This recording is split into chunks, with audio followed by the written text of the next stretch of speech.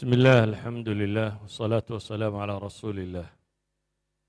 اللهم وفقنا لما تحبه وترضاه وبعد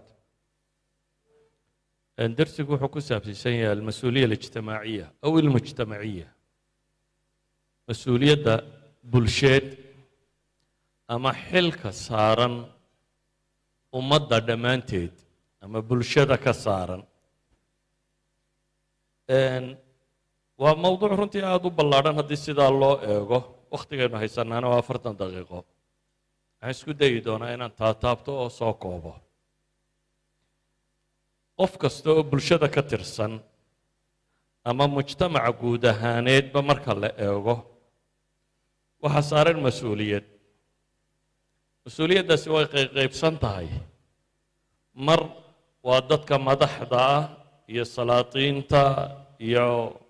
culamada iyo aqoon-yahanka dadka mufakiriinta asxaabu thaqaafa waa leadershipka bulshada dadka hogaaminaya ama maamul ha ku hogaaminayaan ama dhaqaale ha ku hogaaminayaan ama aqoon ha ku hogaaminayaan hoggaanku noocuu doono ha noqdee dadka ummadda horseedka u ah ayuu marka koowaad saaran yahay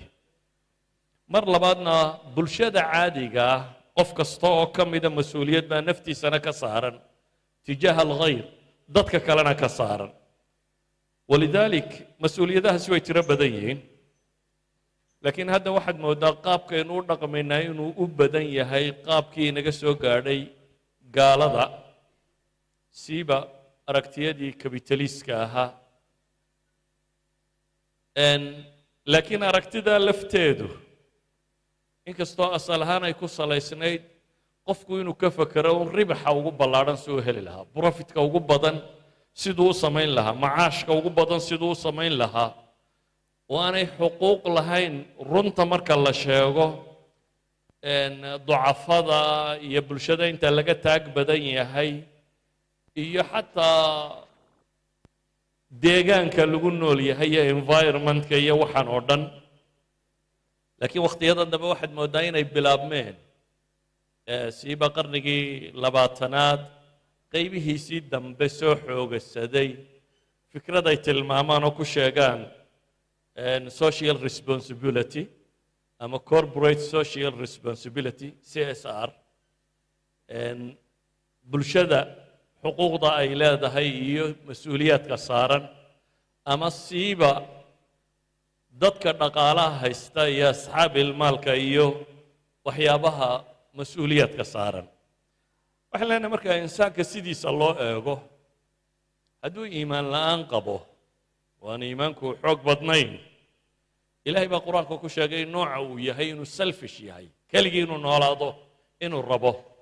ina alinsaana khuliqa haluuca idaa masahu sharu jazuuca waidaa masahu alkhayru manuuca إلا المصلين الذين هم على صلاتهم دائمون والذين في أموالهم حق معلوم للسائل والمحروم والذين يصدقون بيوم الدين والذين هم من عذاب ربهم مشفقون إلى آخر الآيات إلهي وحط الماما يا إنسان كإن لا أبو ريس وقوة هلوع لماذا مفسرين توحي كل شيء والله بدنا يدود صوص عدا وحي فسير إياه هدي dhibi qabsatana waa mid argagax badan hadduu wax helana waa mid aan laga fujinin si kale waxay dhahdaan ninkii fiisiksyahankii caanka ee qarnigii 20aad ee albert einstein la odhan jiray ayaa wuxuu yidhi laba shay xuduud ma laha buu yidhaahdaa alkown waljahli albashari buu yidhi universka kownkan aynu ku noole ilaahay abuuray ballaciisu xuduud ma leh bini aadamku garan maayo ka labaadna buu yidhi aqoon darrada bini aadamkuna xuduud ma leh buu leeyahy waa ninka ilaahayeen waa caqligii ugu ballaadhnaa ee fiisiisyahan ama aqoon-yahane dunida soo maray ayaa wuxuu leeyahay dunida ballaceeduna xad ma leh aqoon darrada bini aadamkuna xad ma leh axadu ducaat baa isna wuxuu yidhi malaa qodob saddexaad in lagu daraabaa fiicnaa buu yidhi oo odhanaya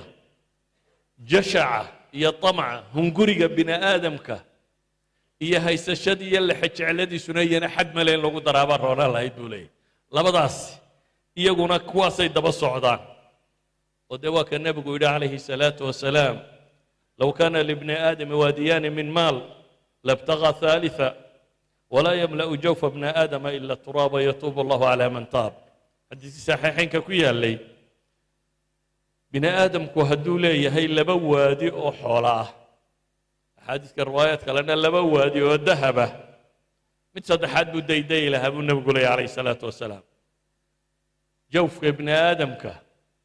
مبوح سعيد بكدرك كراب النبي كتل مامي عليه الصلاة والسلام كاسوا باهدا وبن آدم وقبا ينان وحبا ضافن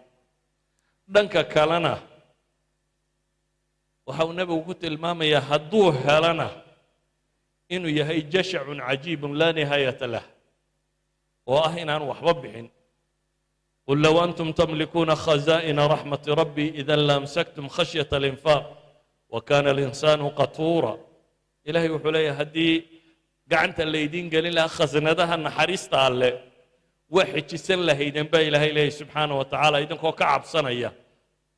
إنفاق إذن كو كعب صنية وكان الإنسان قطورا. بني آدم كوبا إلهي ومودل مودل كوا دبعال كوا قعنتي قوضي وبخيل وقفان وحلقة فوشنين reer galbeedku aragti bay leeyihiin akhlaaqiyaat nafciya la yidhaahdo waa akhlaaq laakiin akhlaaqdaasi waxay ku salaysantahay maxaa nafci igu jira waa utilitarian people waa madrasa nafciya maxaan anigu faa'iidayaa bay akhlaaqdani ku salaysantahay walidaalika waxay yidhaahdaan fikirka mucaasirka ee reer galbeedka ee arasiga ka warramaya waa uun aragti odhanaysa shirkadayda iyo dhaqaalahayga iyo waxayga sidee baan u qurxiyaa weji quruxle ugu yeelaa si loo arko inay tahay mid khayira ama mid insaaniya ama mid humanitarian ama mid bini aadamka u naxariisanaysa si kale haddii loo dhigo bay yidhahdeen macnuu waxa weeyaan sidee baan u faa'iidaa iyadoo wax carqalada iga hor imanaynin marka waxoogaagay bixinayaan bay leeyihin waxay decoration u tahay waxay weji qurxin u tahay tijaarada uu samaynayo si kale haddaanu sii tilmaamo waxay yaqaaneen imanka falsafa loogu tilmaamo ay sheegayaan thiqat aljamhuur warida almustahlikiin sidii loo heli lahaa shirkadda ama dadkan dhaqaalaha samaynaya siday u heli lahaayeen kalsoonida dadweynaha iyo dadkan mustahlik ee waxaan isticmaalaya sidii loo raalli gelin lahaa waxaasoo dhammi waxay leeyihin waa ahdaaf ilmunshaa industriga la wado aragtidiisa dhaqaaleed si loo hirgeliyo walidaalika baa waxay yidhahdaan waxbixintu waa strategic charity bay yidhahdaan waa waxbixin ku salaysan istaraatiijiya lagu talagalay oo ay ugu horayso waa enhancing business political legitimacy bay yidhahdaan baa ugu horaysa waa sidii kor loogu qaadi lahaa cidda maalqabeenka ama cidda hantida haysata ama cidda tan politicalka haysataiyo wixii la midi inay bulshada uga dhaadhiciyaan inay legitimate yihiin inay xalaal yihiin si loo qanciyo dadweynaha waayada dambe waxaynu maqalnaa markaa in badan dad la yidhaahdo donors oo deeq bixiyayaal ay u bixiyeen inta badan iyagaa bixiya iyagaana cuna inagu waa u karinaa inagu waxa la cunayana isagaa leh cidda cunaysaana waa isaga laakiin adigu waad u xalaalaysaa waad u karisaa oo inaynu karinno ayaynu inagu ka nahay laakiin asalku wuxuu yahay waxay dhahdeen kabitaliska wejigiisa foosha xun leh in la qurxiyo ama markaynu ka warramayno social responsibility-ga qofka muslimka ah ama ummadda muslimka ah waa alictimaadu calaa nafs waa dadku inuu isagu isku tashado inuu isagu dar yeelo danta guud iyo danta khaaskaaba bulshadu ama madax ha noqoto ama mijo ha noqoto ama tujaar ha noqdaan ama fuqaro ha noqdaan dadku inuu isku tashado sidii uu u awdi lahaa baahida bulsheed dhammaanteedba walidaalika marka islaamka la eego hantida iyo caqliga iyo xoogga iyo waxaba waxaynu rumaysanay inuu ilaahay maalkiisii yihiin waatuuhum min maali illaahi aladii aataakum baa ilaahayna leeyahy waar dadka waxa wax ka siisaan xoolaha ilaahay ee uu idin siiyey xoolahan iyo dunida inaad ka shaqaynayso o dhan ilaahay baa iskale adigana ku leh bal adiga iyo waxaan leeyahan isku kiina eegayaa baa ilaahay yidhi saa isugu tasaruftaan kownkan dhammaantii iyo waxaad waddo o dhan ilaahay baa iska leh adna isagaa ku leh laakiin waxa lagu yidhi nooc min atasaruf baa lagu dhiibayaa bal waxa lagugu eegayaa sida aad u isticmaasho iyo sida aad ugu dhaqanto taas baa lagu eegaya adaaga waxaad ka bixisay bulshada ka gaadha xuquuqdaad u samaysaa ilaahay wuxuu leeyahay alam yaclamuu ana allah huwa yaqbalu tawbata can cibaadihi wayaأkhudu الsadaqaat waana allah huwa الtawaabu الraxiim ka diin ahaan bulshada xilka saaran oo inta badan aan u weecan doono dhanka dhaqaalaha tilmaami doono badh waa waajib oo diin ahaan bay waajib u yihin badhna waa mustaxab oo diin ahaan baa layna faray inaynu samayno si aynu bulshada u caawinno iyadoo lagu tiirsanayo qiyamka ama valueska ilaahay inoo dhigay ee ah naxariista iyo iskaashiga iyo wixii la halmaalo waxay ku salaysantahay nusuusta qur-aanka ilaahay leeyahy watacaawanuu cala albiri waataqwa warsamaha isku gargaarsada baa ilaahay yidhi oo ha isku gargaarsanina xumaha faman tatawaca khayran fahuwa khayru lah ilaahay wuxuu leeyahy subxaana wa tacaala ciddii khayr samaysaa ee ku tatawucda khayr buu leeyahy bale ilaahay qur-aanka wuxuu inoogu tilmaamayaa bulshada inteeda liidata haddii la taageeri waayo inay macnaheedu tahay aakhiro kuwa beeniyey calaamadda lagu yaqaano ara'ayta aladii yukadibu biddiin fadalika aladii yadcu lyatiima walaa yaxudu calaa طacaami اlmiskiin baa ilaah yidhi waa idiin sheegaa baa la leeyahy subxaana wa tacaala ka aakhiro beeniyey kii aakhiro beeniyey waxaa astaan looga dhigay waa ka naxariistu ka guurtay agoontana tuuraya masaakiinta quudintoodana aan dhiirinaynin ama se boorinaynin guud ahaan haddaba waxay leenahay si aan u dul maro uun dhammaanteed mas-uuliyad baa ina saaran kullukum raac wa kullukum mas-uulun can raciyatih dhammaanteed mas-uuliyad baa ina saaran mas-uuliyadda ayna saarane waxay ku salaysantahay bulshadu ka bulsho ahaan iyadoon waxba iskala soocin oo madax iyo maamul sare salaadiin iyo duqayti aqoon-yahan iyo waxgarad iyo laynman iyo nin suuq jooga iyo intaan iyadoon iskala soocin dhammaanteed inuu saaran yahay rafaahiyada mujtamacu ama nolol wanaagga bulsheed iyo deegaanka ilaalintii iyo horumarka ummadeed inuu dadka dhammaantood saaran yahay walidaalika waxaynu leenahay ka afraad ahaan iyo hay-ad ahaan waxa saaran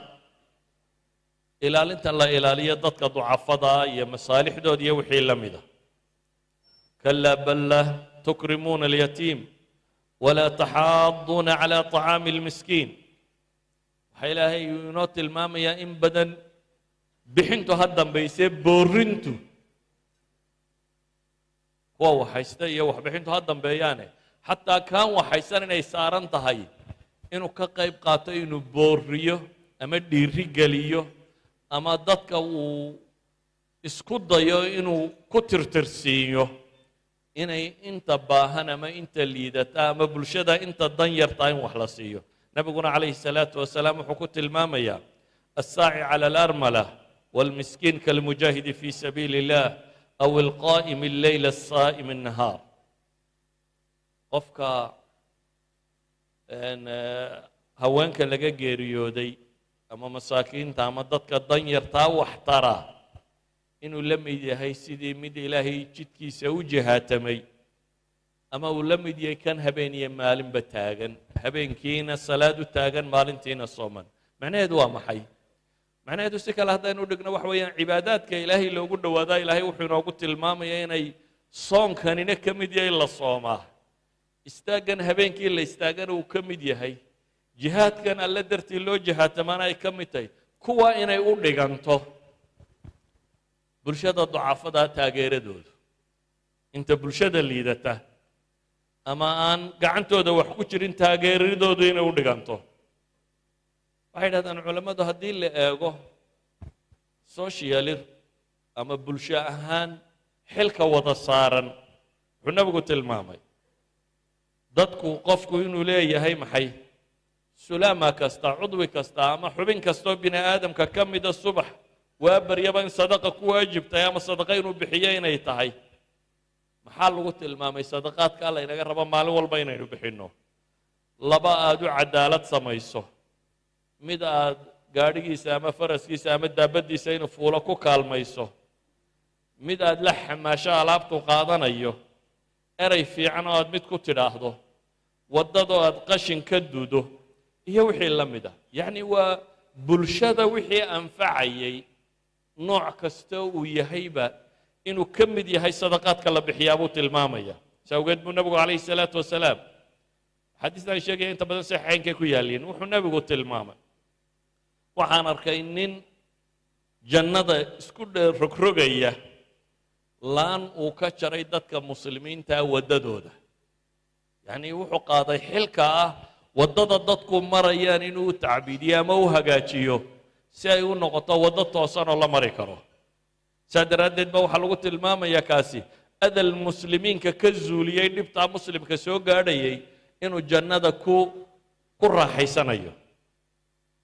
waxau nabigu calayhi salaatu wasalaam si guud u tilmaamay man kaana fii xaajati akhiih kaana allahu fii xaajatih baahida walaalkii ninka daboola ilaahay baa isna baahidiisa daboola baahida walaalkii baahidu ama mid psychological ha ahaato ama mid aqooneed ha ahaato ama mid calooleed ha ahaato inta badan dadka wuxuunbaa ku soo degdega baahida tan caloosha laakiin mid kastaba ha noqoto ku jaahiloo wax la bara ha noqoto ku nabadgelyo u baahan oo nabad la siiya ha noqoto si qaab kasta oo bulshadaasi ay xil isugu saarto inay dadkeeda caawiso ilaahay baa qofkaa isna caawinaya baa lagu tilmaama qofka qof muslima kurbo ka fayda noocay doontaba ha noqotee oo kurubaadka adduunka ka mid ah ilaahay baa kurbadaha aakhire ka fayda qofka qof muslima sitriya astura ilaahay baa aakhire astura waxaan rabaa markaa anigoo war badan soo koobaya waxaa lagu tilmaamayo mas-uuliyadda bulsheed nooc kastoo ay u tahayba waxaynu u baahannahay inaynu inagu isku fillaanno inaynan shirkad reer galbeed ama urur reer galbeed oo madaniya iyo wax la mida dad aan lilaahida aqoonin ee iyagu decoration u wada dowladahooda ama shirkadahooda ama tabiciyada raba inay kugu hayaan siday wejigooda u quruxsan lahaayeen waana waxa iyagu qoraan maaha waxaan anugu saarayo laleeyahay wadaadada waxaa ka sheegaya waa iyagu buxuustooda ku saabsiisan corporate social responsibility-ga waxa ay ku macneeyeen waay wax loo bixinayaa aakhiraba ma rumaysnay leede waxaan wax u bixinayaa buu leeyahay shirkaddaa wejigeeda qurxinaya dadka aan wax ka iibinayaan rabaa inay si fiican tabaci ugu noqdaan waxaan rabaa meesha aan ka samaynayo hantida inaanay profit makingkaygu inaan wax caraaqila la kulmin wax dhiba la kulmin laakiin waxaynu leenahay haddii inagu wax badan waynu qabannaa laakiin waxaynaan inta badan systematic ahayn waanay nidaamsanayn marka qof waliba wuxuu isku dayaa individually keli inuu wax u qabto haddii wax yar la isku dayo wax badan baa la qaban karaya مثلا هذا واحد التلمامه بالشدة هذا قبطبة وأنا رانكر وكرت في عين كوا كلا واحد قبطان ويا كوا كلا سكول بي مسكول يركع لسانه طبعا بورد بيكو قرطان مركز بوردر كآخر دونيتر كاف واحد كلو فلي طبعا هي أدوات بكو قرنا ميد بحسة ميد ساق قادة ميد فليسة وأنا مسكول مركز آخر ده وحمد سورين سملا سكول كانوا دم بيدسين أدوم بالقرنا يا مسكول شيء حاجة كحكته ويعني سكول كشقكم لها إذن iyagu wuxooda waxay isku dayayaan inay sheegaan sheegistooda tirada badan la waxay dadka ka dhaadhicisay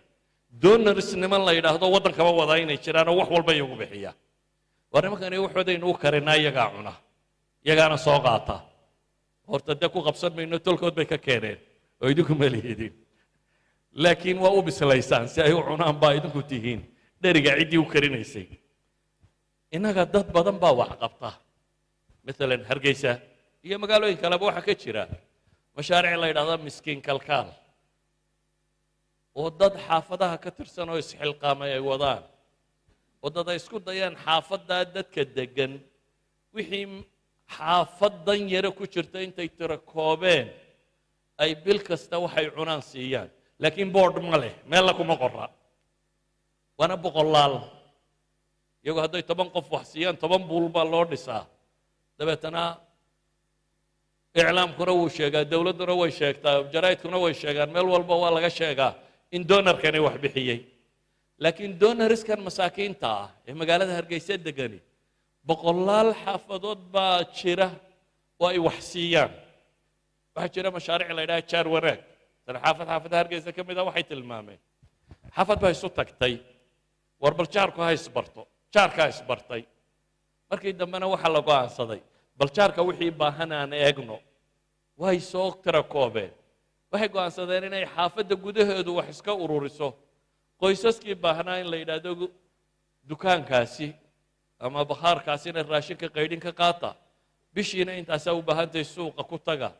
waxay xaafaddu iska ururiseen wax buuran maaha waxaa yar baa waxay sababeen inay jaar wanaag dhisaan 100 guri 50 guri dadka isku xiga inay jaar samayn karaan waxaa ka jira maalan magaalada hargeysa dadyow maanta dee kapitalisnimadaynu ku sii socnaa waxa weeyaan maalan maanta waxbarashadu laga bilaabo qur'aan ilaa jaamacad waa maxaad haysataa waayo systemkii dowladnimo ee qaadi kari lahaa ma haysano inta ay qaaday waa in kooban dadkana kuma filla intii kale xaggay wax ka baranayaan dad baa iskuulle iyo jaamacaad iyo wax private sameeyey dhulka ay sameeyeen although ay marka hore profit minded yihiin laakiin haddana dantu waxay ku qasabtay meel walba inuu joogaan 100 200 300 400 oo qof oo masaakiina wax la baro laakiin cid iclaam kuma qorto lama sheego lama yidhaahdo hargeysa 10,000 oo masaakiina wax barta maalan hal urur oo gabdho wadaan ayaa waxay wax baraan 900 oo carruur ah oo dadka danyarta hargeysa dacaladeeda degana diin la baro quraan la baro wax kale la baro cilmi la baro oo macallimiintu free tahay oo waxba laga qaadin oo la isku dayayo dadka kan sidii wax loo bari lahaa waayo maanta quraanku waa lacag dee danyarta 5 carruur haysata ee wuxuu cuni lahaa ilma aanu haynin quraan iyo iskuul iyo meel kale u geeyaa dee ma jirayso isagoo jecel babaanu awoodin waayo duruuftu maanta aad bay uga adag tahay walidalik waxaa jira maanta hargeysa dhul ka dhisan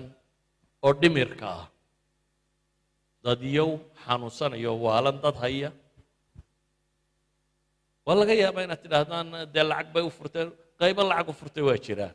laakiin haddana kuwa lacagta u furtay qaybo ka mid ah waxay hayaan dad badan oo xanuunsanaya ay suuqa ka qaadeen dad badan oo xanuunsanaya oo ay suuqa ka qaadeen oo ay ilaaliyaan oo laga yaabaa cidda qudha ee taageertaa inay tahay odayaal isxilqaamay ama waayeel isxilqaamay ama waxoogaa culamo oo isu tagtay inaha siinayin inta taageerta maanta magaalada hargeysa waxaa laga yaabaa waddooyin badan oo ku yaalla inay bulshadu dhisatay iyagu ay jeexeen oo ay dhiseen ummadduna haddaan infrastructure jirin ma soconayso waxa ku yaalla oo u baahan inaynu in badan isu egno deegaanka iyo tijaaradu inay wada socdaan waad ku baacmushtarinaysaa waddanka laakiin waxa aad xumayso waa inaad mas-uuliyaddeeda qaadaa siiba dadyowga baacmushtarka ee waaweyn wax badan baa jiro environmentka uu ka xumaynaya maalan tusaalayaal kooban baan idin siin waddooyinka ayaa isticmaala dadkao dhan baa isticmaala laakiin yaa u badan ee burburiya waxa u badan dadkan raashimada keena iyo waxa keena gawaadhida waaweyn iyo waxa kan baa u badan waayo gaadhi 12 tan ama 24 tan markaad mariso waa qasab idan responsibility-ga inaad adigu ka badan tahay kan miskiinka ee dukaanka wata waa inay ka dhaadhacdaa si kale markaan u dhigo maalan hargeysa xashiishka ugu badan yaa keena kow waxa keena qaadka gaadhi kastoo qaadii wuxuu keenaa maxay dee inta la cunayo intay ka cunaan marka laga reebo imisaa soo hadha garaabo imisaa cawsaara imisaa wax ku xidhnaa idan waa tijaaro ay sameeyaan xalaal iyo xaaraan anigu kama warramayo laakiin waxaan ka warramayaa intay xumeeyeen mas-uuliyaddeeda inay qaadaan ay hagaajiyaan oo haddii magaaladoo dhan kamana warramayo islaanta yare kolayga haysata iyo masaakiinta waxaan ka warramayaa big dealeriska dadka hantida dhabta ah ka samaynaya waxa kani inay qaadaan mas-uuliyadda bulshada tan maalan waxaan tilmaami karnaa biyaha la cabo mise cagadood baa maanta magaalada lagu tuuraa iyo responsibility-ga leh waxaan ka warrami karnaa dhismaha la dhiso imse qashinaa ka soo hadha yani waxaan tilmaamaynaa waxa weeyaan shaygu ama waajib ha kugu noqdo ama si tatawucaba u samee bulshadu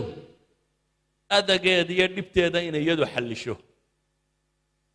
inaanay noqonin un dawlad waxa wax laga sugaa waa laga yaabaa dawladaha afrika ka jira sidoodaba inay iska daciif yihiin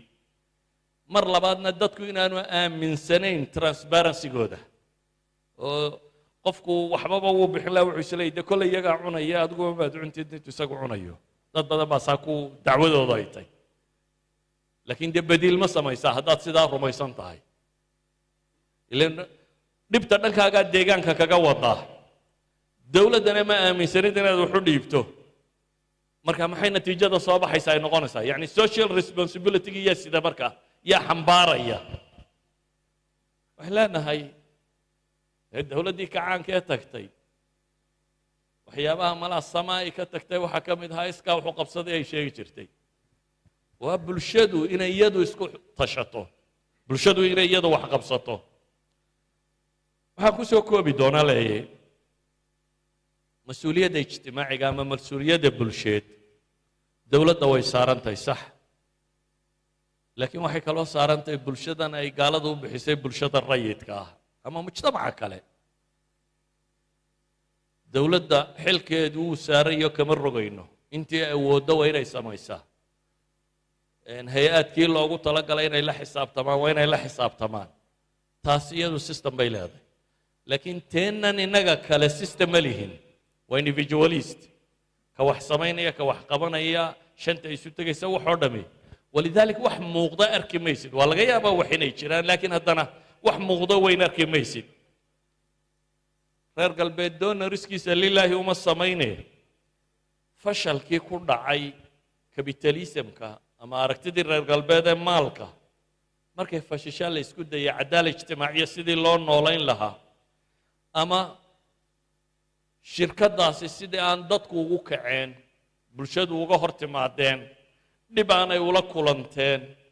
inay waddadeeda fudaydsato ay dadka ku boobaysay iyagu u bixiyeen wax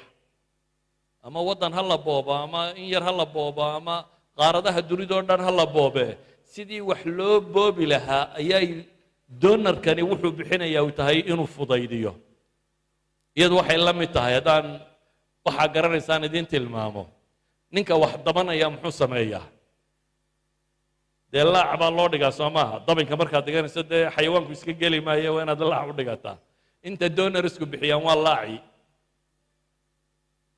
ay wax ku dabanayeen laakiin inagu baacidkaa ka gedisan baynu rumaysanan wax waxaa ka gedisan baa inugu kalifaya oo ah inaad ilaahay rumaysan tahay inaad aakhiro waxu doonayso inaad rida allaahi rabto inaad gaadho adoon rida albashar ba helin ilaahay raalli heshiisa inaad hesho saa awgeed ilaahay qaybna wuu inugu waajibiyey oo maalan zakawaadkii oo kale waa laynagu waajibiyey si bulshada xilkeeda loo xambaaro oo laga yaabo inay gaadhayso maxay 2.5 ilaa 20% markaaskiiyo wixii la midka ahaa qaarna boqolkiiba 2 laga qaado qaarna ilaa iyo boqolkiiba 20 laga qaado intaa ka dhaxle waxyaabo waajibaad oo sharcigu faray baa jira oo hadday systematic noqoto bulshada ka saari lahayd dhib badan oo haysata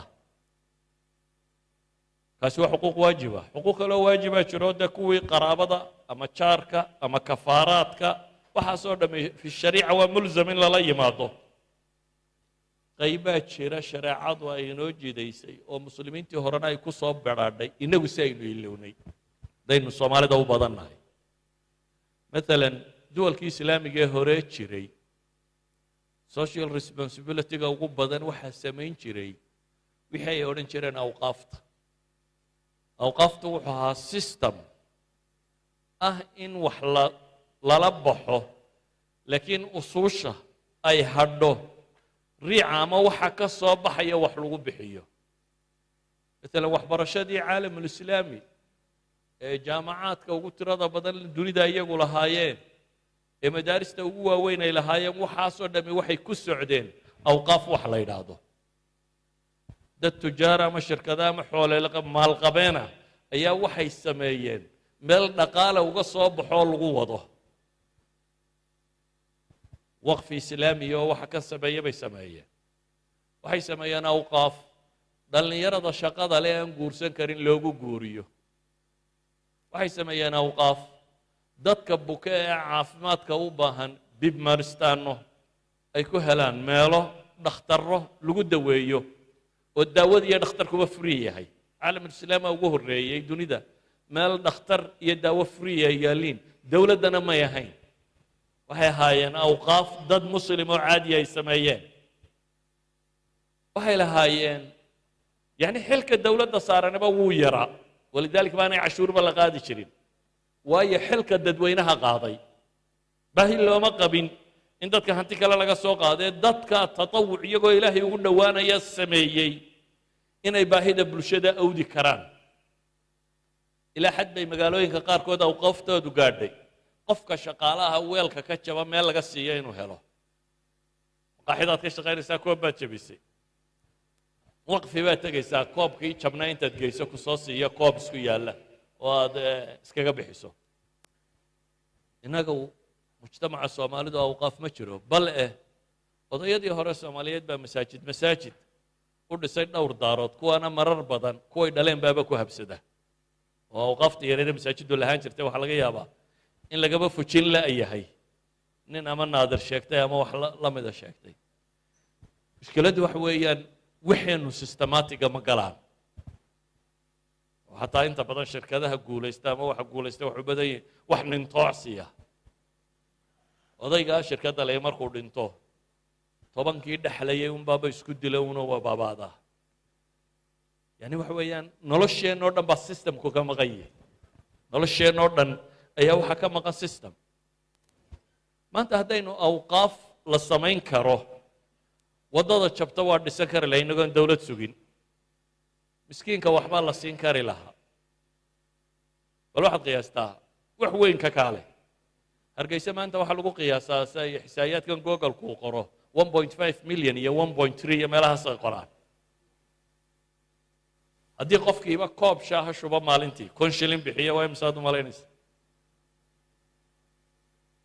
waa malaayiin min adolaraat يعني وقفي إسلامي كوب شاهين وكو عاونا وحو سمين لها waxbarashada dadka wax ma haysatado dhan inaynu quraanka bilaash uga dhigno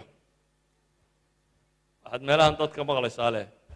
quraankii baa lacag noqday oo dadkii quraankii dhigan waa dhab oo lacag buu noqday laakiin dee wadaadkuna wuu baktinaya haddaanu lacagta qaadin xaguu waxuu cuno ka helaya waxay ahayd innagu intaynu isaga kafaalo qaadna inaynu aano quraanka bilaash ku dhig wariya isagana waxaynu cuno wax la mida intaynu siino wax cuno inaynu dhahno 8 saacadood iyo 10 ba shaqee taas waxay fudaydin lahayd yani haddii bulshadu ay xilka isa saarto oo ay qaado waxaan ogay waxyaabaha yar ee ka socda afar wadaad baa wajigu diirmay siday kolba shirkadu hortaagnaayeen lahayn waayo marka lagu garto kolba nin ordayuma xasan cabdisalaam inooge xasan xagu idin geey afarta shirkadood waynu idin hor ka caawin idinkaa soo qorto idhaa shirkad hebel noo raac shirkad hebel noo raac shirkad hebel noo raac dee maalin walba hadduu hortaagnaado maalinta dambe cid waxba siin mayso laakiin inuu system jiraa bay ahayd shirkadaani meel ay lacag ku shubaan haddii aanu jirin weliba iyagaan waxaan ku dhiiri gelinaya war idinkaa systemka garanayo shirkad samaystaye waqfigana hadda waa samayn karaysaan oo dadku idinkula guro dadweynaha kale ee muslimka ahi waqfigu idinkula guro oo system leh oo maanta haddaynu idhaahno labada sane soo socota waqfaynu samaynaynaa ah dadka inaynu qur-aanka bari karno bilaash lagu dhigi karo waa ku guulaysan karnaa labada sane ku xigta waxaynu samayn karnaa waxbarashada inteeda ugu badan dadka aan waxaysan inaynu bilaash uga dhigi karno waa samayn karnaa labada ku xigta waxaynu samayn karnaa dadka inta baahan ee magaalada degan in at least ramaqil xay waxay ku noolaan karaan in la siiyo in nafta lagu ilaaliyo idan waxa aan tilmaamaya waxa weeyaan social responsibility-ga dadka muslimiinta saaran nabigu wuxuu leeyahay calayhi salaatu wasalaam khayru nnaasi anfacuhum linnaas dadka waxa u khayr badan ka dadka ugu anfac badan dadka ugu anfac badan waa laga yaabaa magaalada inay idinla joogaan culamo idan anfacayo cilmuun idinku akhriyo bilaash ku akhriya konton sannadood ma sheekh dirir ma 40 sannadood buu idin akhrinayay aan yareeyaba isna yudada ka xanaaqine sodoneeyo way idinku waday soddon sano bilaash idinku waday xataa intaad tidhaahda waad bahadsantahay ummadda waxbaad bartaa yar waxaynu u baahannahay markaa waxa weeyaan nabigu calayhi salaatu wasalaam markuu leeyahy mathalu lmu'miniina fii tawaadihim wa taraaxumihim wa tacaatufihim kamathali ljasad alwaaxid isu danqadkoodu waa sidii jidh qura buu nabigu tilmaamaya laakiin marka uu system jiro ayaa dadka la gaadhsiin karaa oo qof waliba uu wax qaadan karaa bulshada cid waliba ay qaybteeda qaadan kartaa waxaan leenahay marka ayuha alaxiba masaa'ilkan aan sheegayna waxay ku salaysan yihiin ee muslimiintii hore ay ku guulaysteen kow ilaah iyo aakhiro in dadku rumaysay inay materialista noqonin bulshadu rabu samaawaati waalardi ilaaha kownkan iska liya waxaynu wahaynoo dhan inaynu si dhaba u rumayno isla markaa aakhiro iyo xisaabtanna inuu jiro inaynu si dhaba u rumayno haddaynu taa rumayno oo rumayntu ta caqligaa uma jeeda ee ta qalbigaa baan u jeedaa waxay keensanaysaa inaan daar dheer dhisto inaan ka doorbidayo markaasi daar aakhira inaan helo inaan daar halkan ka dhisto iyadoo ay necessitygayga ka mid tahay baa laga yaabaa inaan ka doorbido inaan daar aakhira helo taasi waxay keensanaysaa bulshadu inay mas-uuliyaddeeda ijtimaaciga wada qaado wamaa anfaqtum min shayin fahuwa yukhlifu ilaahay baa inoo ballan qaaday waxaynu la baxna dhammaanteed hadduu cilmi yahay iyo hadduu xoolo yahay iyo haddii waxaynu la baxnaba inaan laynoo inoo bedelayo si fiicanna inaynu u fahmno xilka gudashadiisu inaanay masaajidkoo la galo qura ahayn dadka badh baa u fahmay cibaadaadku waxoogaa haddaad hesho ku noqnoqo xajka ama cimrada ku noqnoqo in la xajo oo la cimraysta waa fiicantay laakiin guriga kugu xiga iyadoo mid baktiyuu joogo haddaad xagga xajka u sii socoto